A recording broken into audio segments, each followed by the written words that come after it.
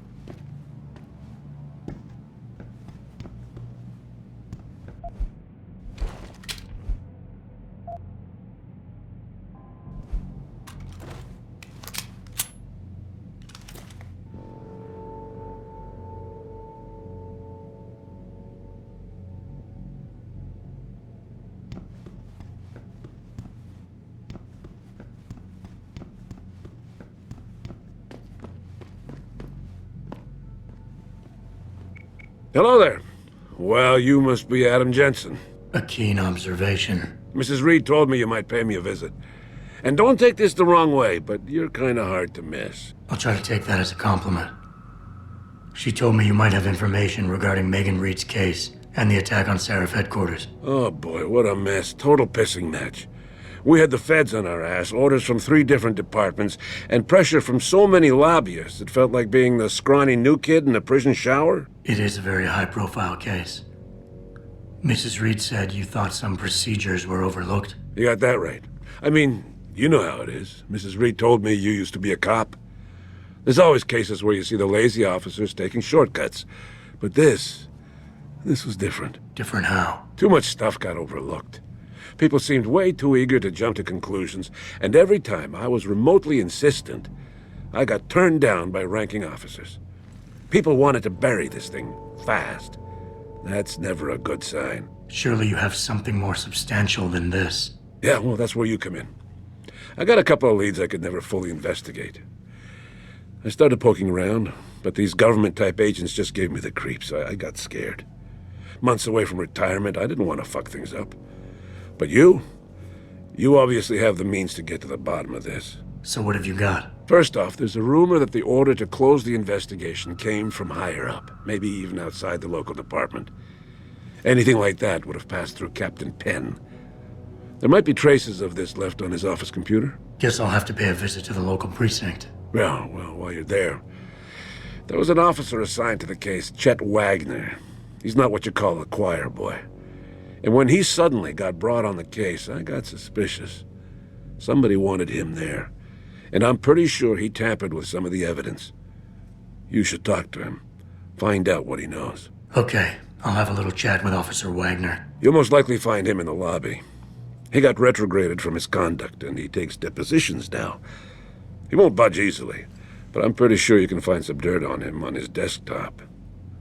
His office is on the 3rd floor. You might find something there to help loosen up his tongue. Anything else worth looking into? Yeah, when the order came down to close the case, the bulk of the evidence was stashed in a storage locker. Maybe you can find some interesting stuff in there. It's on the alley right next to the station. The code is 4891. But I know an outside agency had access to that locker, so be careful. Thanks for the heads up. It's nothing. And, please, don't bother coming back here with details. Don't get me wrong, I'm glad to help. But the less I know about this case, the better I'll feel.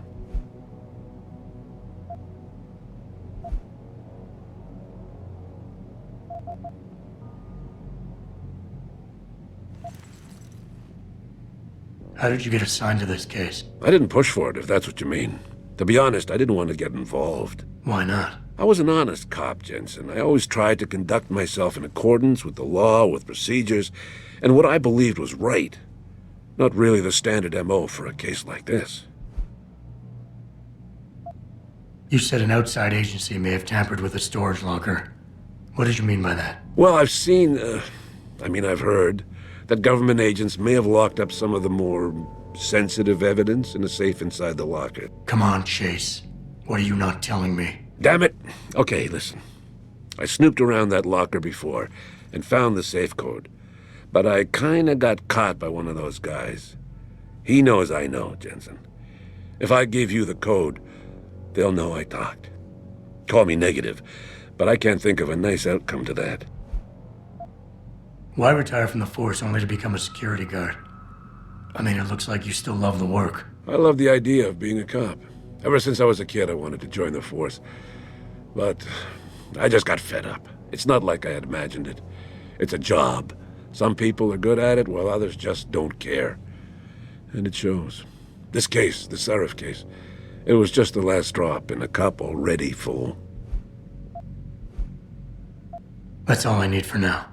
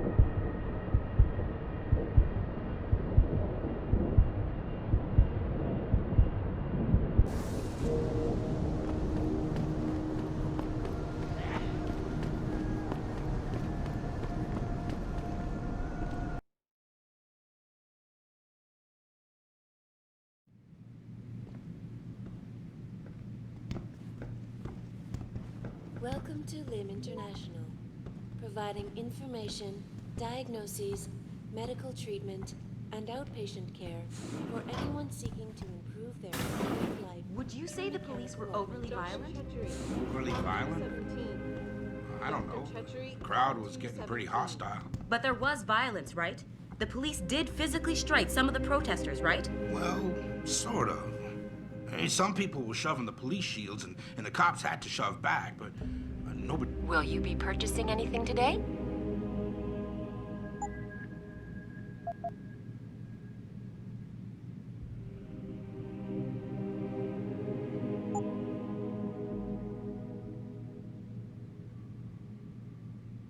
Well, maybe next time. See you then.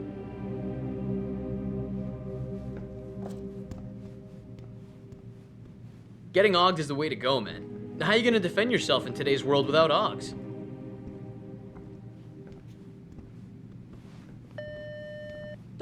Were you around for that protest earlier?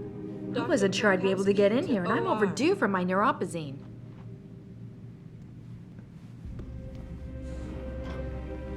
Wow. Sorry, I was just looking at that scar on your head.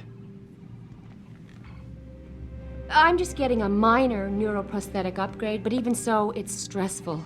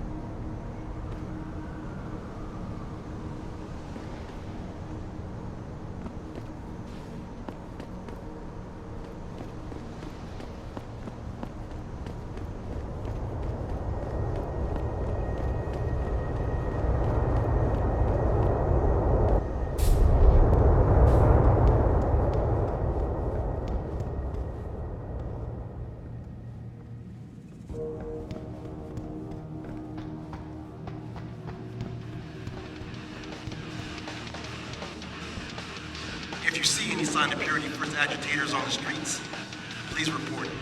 We don't want any.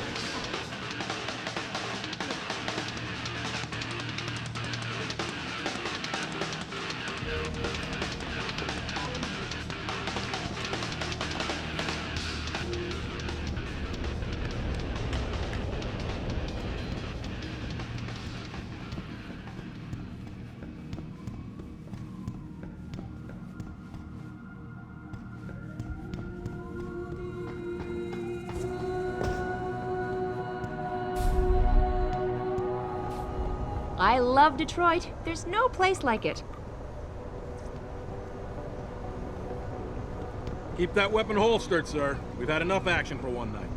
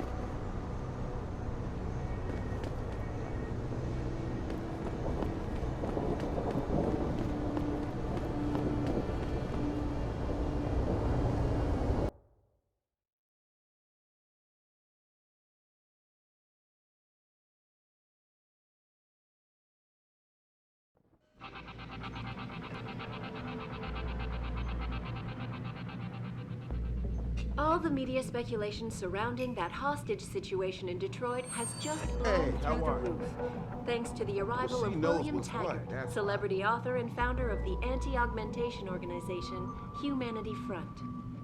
Speaking from the tarmac at Wayne County Airport, Taggart called the attacks an extremely regrettable affair. I'd very much like to meet with David Seraph in person to offer my deepest sympathies and assure him that these attacks are in no way linked to Humanity Front. My people have worked tirelessly to find a peaceful solution to this dispute, and I unequivocally deplore the methods used by these hostage takers. Now, that being said, I do hope the UN takes a concentrated look at what happened here tonight. Mr. Taggart went on to express a sincere desire to stand in front of the General Assembly with David Seraph, united in their cause to find a common ground. Should that day ever come to pass, one cannot help but wonder if millionaire Hugh Darrow, the man whose innovations first propelled augmentation technology to the forefront, will also be present. So far, Mr. Darrow has refused them. These offices are off limits to civilians, sir. Don't go in there.